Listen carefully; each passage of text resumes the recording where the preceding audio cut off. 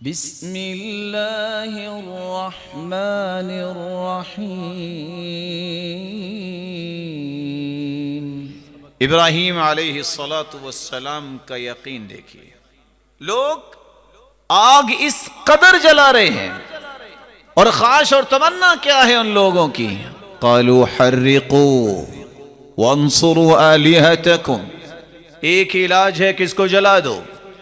ابراہیم علیہ السلام کو راکھ بنانے کے لیے اس قدر آگ جلائی گئی۔ لو طار علیہ طائر سقط مشویہ، اتنی آگ کہ اگر کوئی پرندہ بھی اس کے اوپر سے اڑتا ہوا گزرتا تو بھنا ہوا نیچے گر جاتا، لیکن ان لوگوں نے ابراہیم علیہ السلام کو پکڑ کے نہیں پھینکا، منجنیق میں ڈال کے پھینکا، کیونکہ آگ تک تو وہ بھی نہیں پہنچ سکتے تھے۔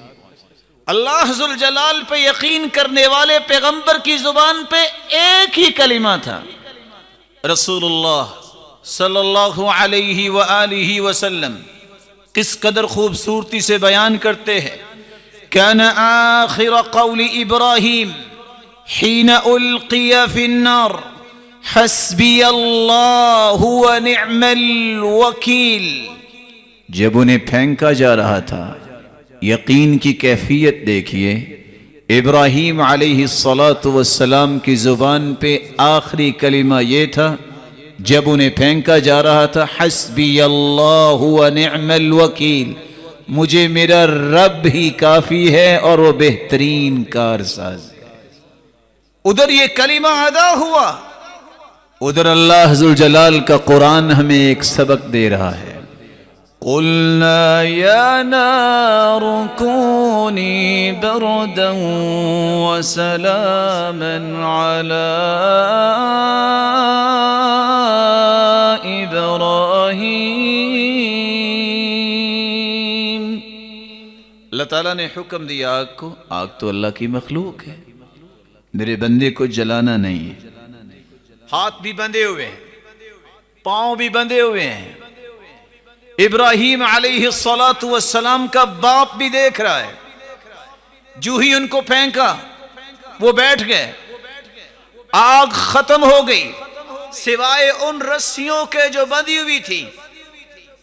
جب وہ رسیاں بھی جل گئیں مسکرانے لگ گئے۔ باپ دیکھ کے کہتا ہے نعم الرب ربک یا ابراہیم، ابراہیم تیرا رب تو بہت بڑا نکلا، تجھے کچھ ہونے ہی نہیں دیا۔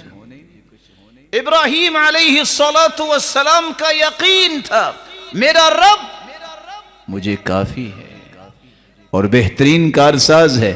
یہ آگ، یہ شعلے، یہ کوئلے کیسے ختم ہوں گے؟ یہ میری تکلیف اور میری ٹینشن نہیں، میرا رب کرے گا۔ اس ذات پہ یقین کیا، اللہ ذوالجلال نے اسے باغ اور باغیچہ بنا دیا۔ اشہد ان لا